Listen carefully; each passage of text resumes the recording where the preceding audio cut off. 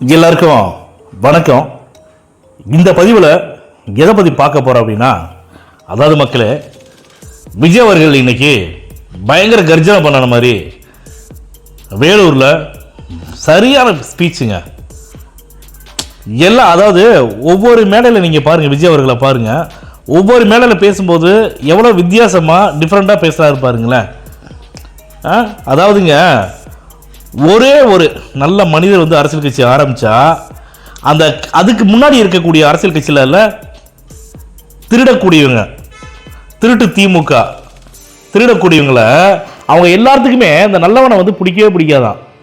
ஏன்னா நல்லவன் ஒருத்தன் வந்துட்டான்னு வச்சுங்களே, அவன் எல்லாத்தையும் தடுத்து நிறுத்திடுவானே, மக்கள் அவனுக்கு தானே ஆதரவு கொடுப்பாங்க.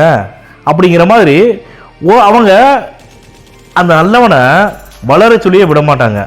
நல்லவனுக்கு எக்கச்சக்கமான பிரச்சனைகளை கொடுப்பாங்க, மிகப்பெரிய நெருக்கடிகளை கொடுப்பாங்க, அசிங்கப்படுத்துவாங்க, அவமானப்படுத்துவாங்க, பழிய போடுவாங்க மெயினாக.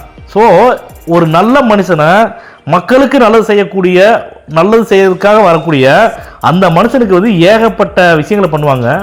விஜய் அவர்கள் பேசும்போது அங்கே இருக்கக்கூடிய தொண்டர்களாக இருக்கட்டும், பொதுமக்களுடைய கருத்துக்கள் என்னென்னு இங்கே இருக்கக்கூடிய ஒவ்வொரு ஏரியாவில் இருக்கக்கூடிய யூடியூப் சேனல்லாம் வந்து பேசுகிறாங்க.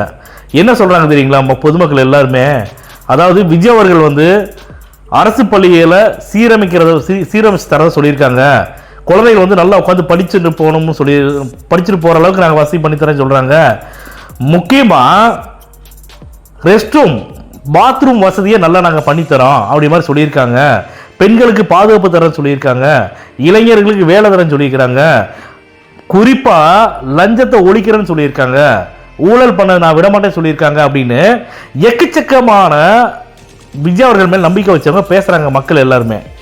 இந்த மாதிரி இந்த 5000 கொடுத்து போட்டு, நாங்கள் 5000 கொடுத்தோம், 5000 கொடுத்தாங்களே, ஆமாம் அனுப்பிச்சாங்களே, வந்துருச்சா அப்படின்னு பொன்முடி அவங்க கேட்டாங்களே மக்களை பார்த்து கொடுத்து போட்டு, அந்த மாதிரி விஜய் அவர்களுக்கு கொடுத்துட்டு வந்து கேட்டாங்களா? ஏங்க உங்களுக்கு வந்துருச்சா, உங்களுக்கு வச்சு கேட்டாங்களா அவங்க பொதுவெளியில்?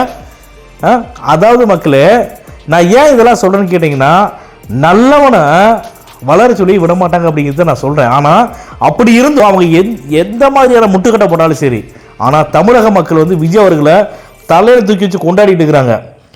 அதனால எந்த ஒரு பிரச்சனை வந்தாலும், எவ்வளவுக்கு எவ்வளோ நெருக்கடி கொடுத்தாலும் விஜய் அவர்களை ஈஸியாக கடந்து போயிட்டே இருப்பாங்க.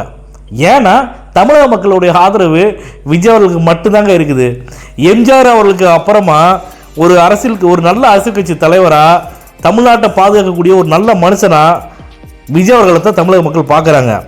நீங்கள் எழுதி வச்சுக்கங்க, 2026 சட்டமன்ற தேர்தலில் விஜய் அவர்கள் தான் தமிழ்நாட்டோட முதலமைச்சர்.